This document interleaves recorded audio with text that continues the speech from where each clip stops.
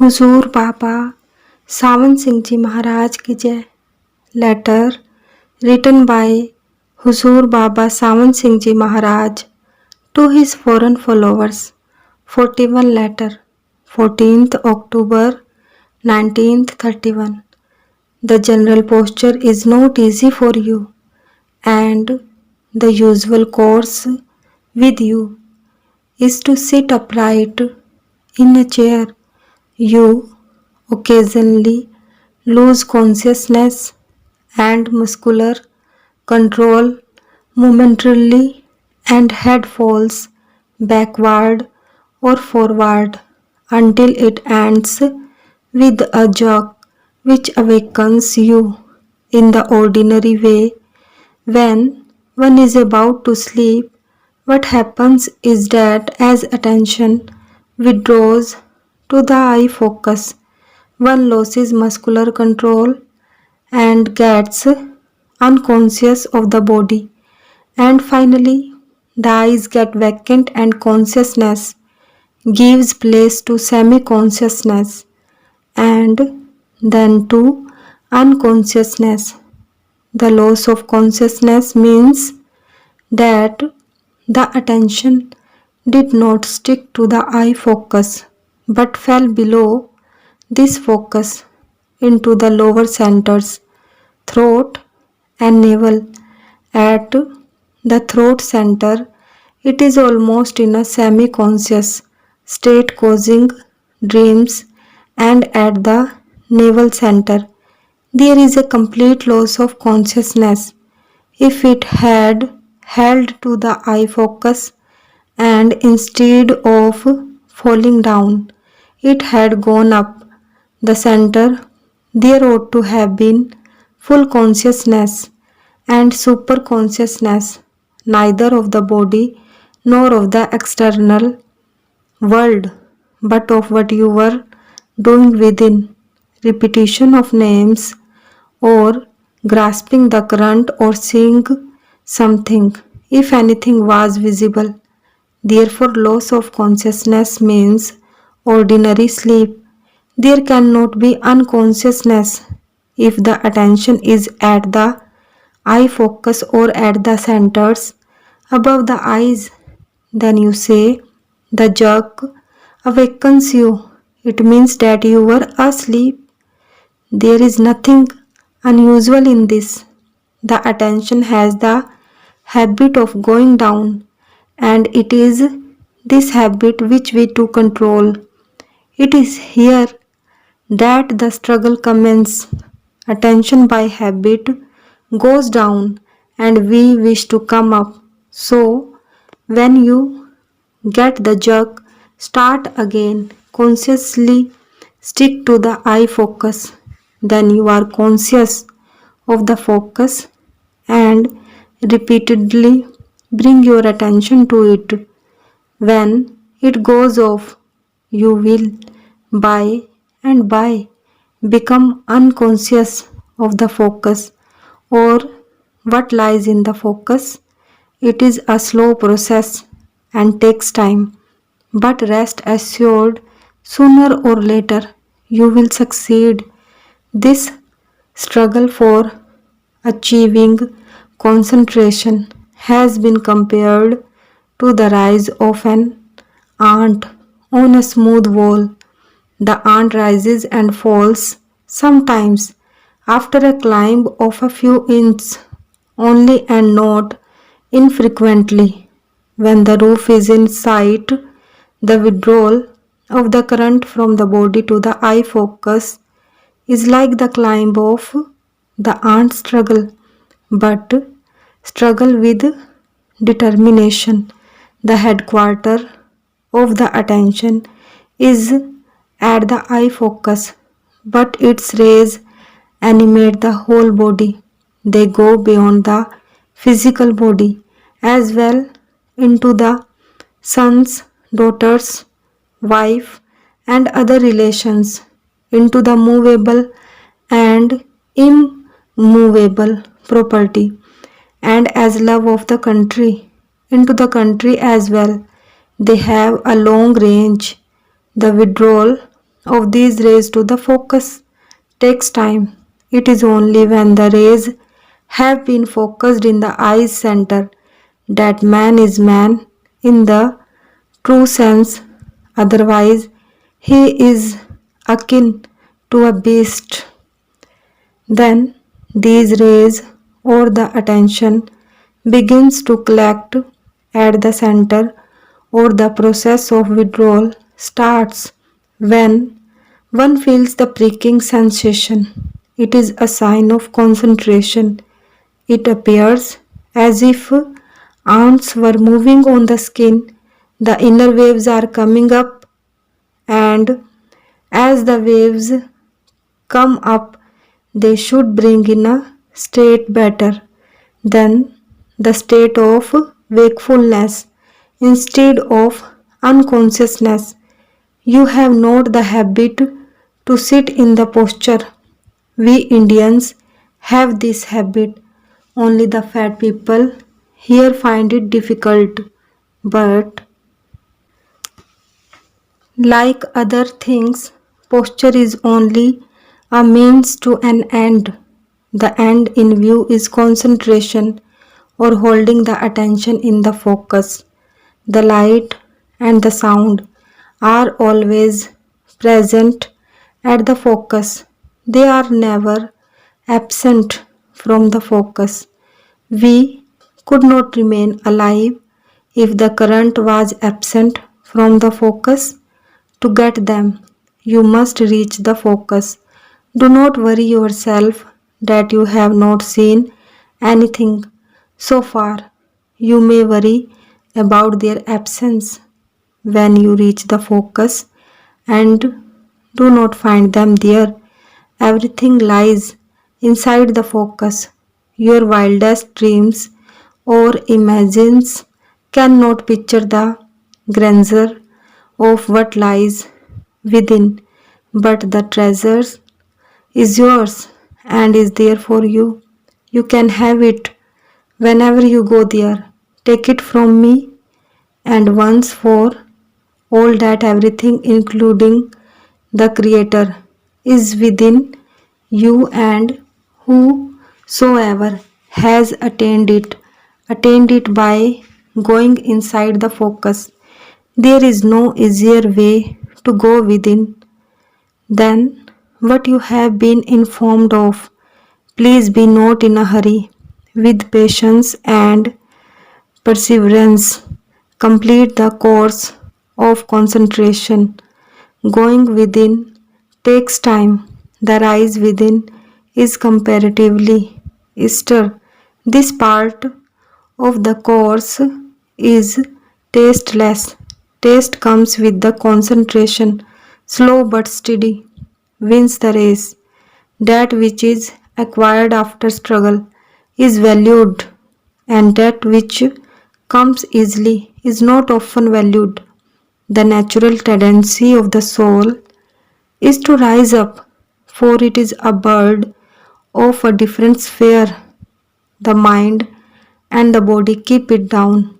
The cream in milk automatically rise when the milk is left alone. The moment the body and the mind are stationary, the soul will begin to rise up toward the focus.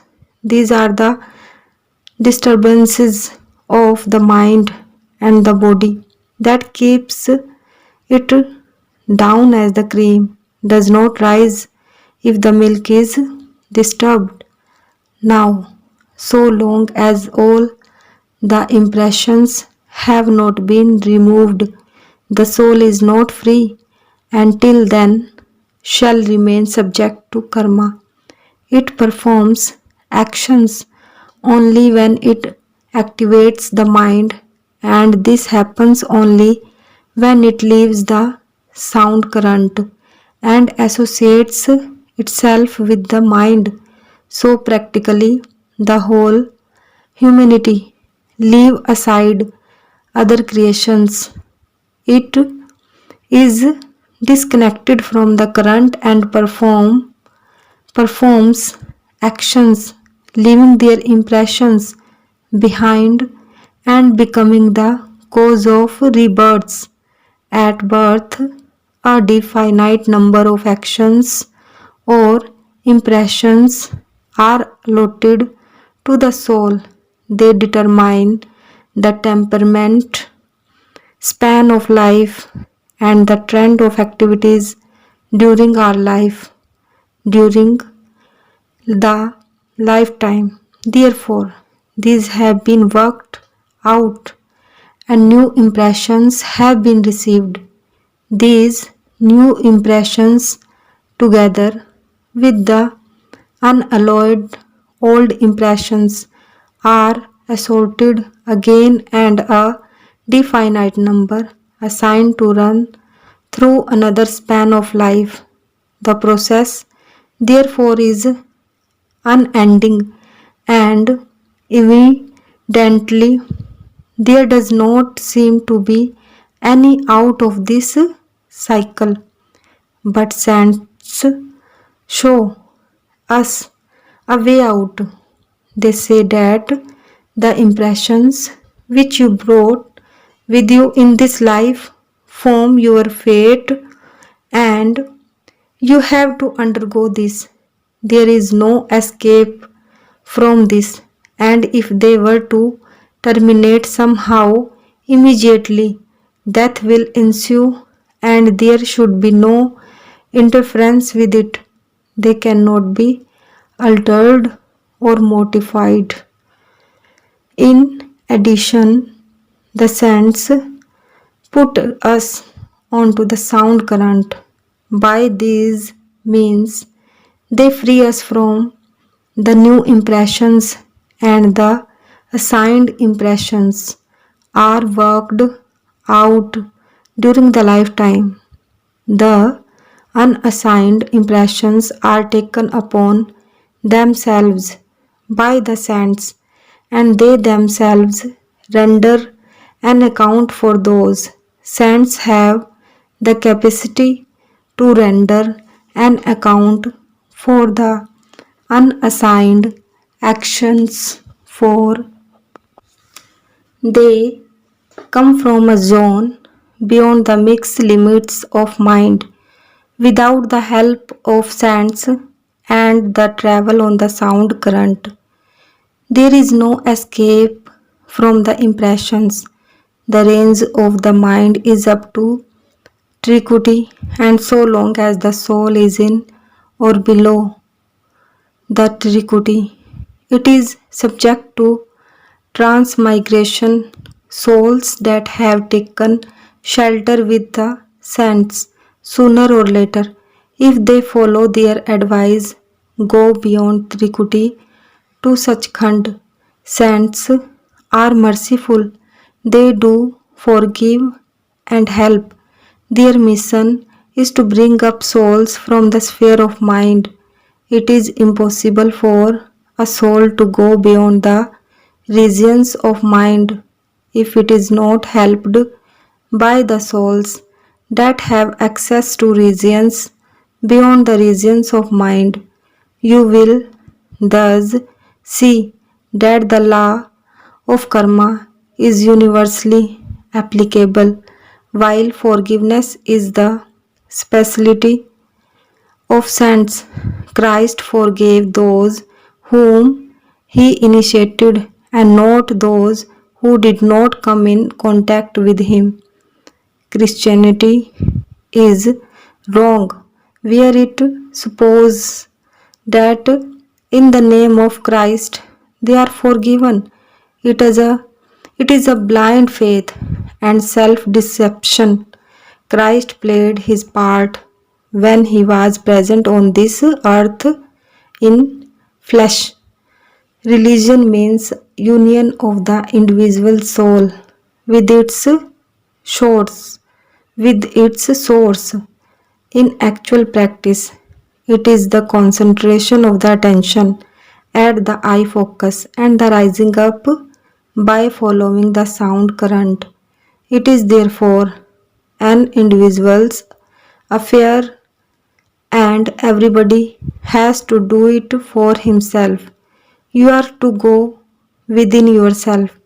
I am to go within myself to do this. No outward ceremony is needed. The moment one begins to concentrate his attention, he cuts off his connection from others. All outward ceremonies are meaningless.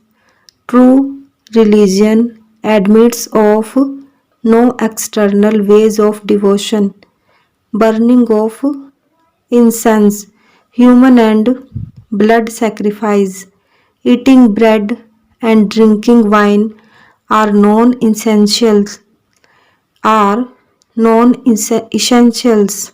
Human and blood sacrifice indicate not only ignorance but show perverted mentality, idol worship, blood sacrifice, grace worship, pilgrimage to so called holy places, and many other customs are common in India and some of them in other countries as well. How they originated is not difficult to trace. Take the case of idol worship in India. A by actual concentration went inside the focus, saw the thousand petaled lotus, let us say, with its big central light and the other subsidiary lights, together with the various sounds that are going on there, and also had a glimpse of the deity there. As an artist, he expresses that in wood or stone or paint and brush. No wonder that he, having seen the deity within, may bow his head to what he has made himself. He gives the idea to others. The sluggards, instead of rising up within, remain contented with bowing their heads outwardly. Saints, if they like, may pass their magnetism to others. Christ, as we read in Bible, passed it on to others. He cured the blind and the invalid through word, touch of look. If they like, they may use their power. They may not use the external organs and instead may use the mind or even the soul and affect the mind or the soul of the other without the other person even made aware of. These latter these later ways are the rules rather than the exception. Christ passed his magnetism to bread and water, and whosoever partook of it received the magnetism. The value lay in Christ and not in the process. Christians not Christians now performs this ceremony, but the magnetism of Christ is absent.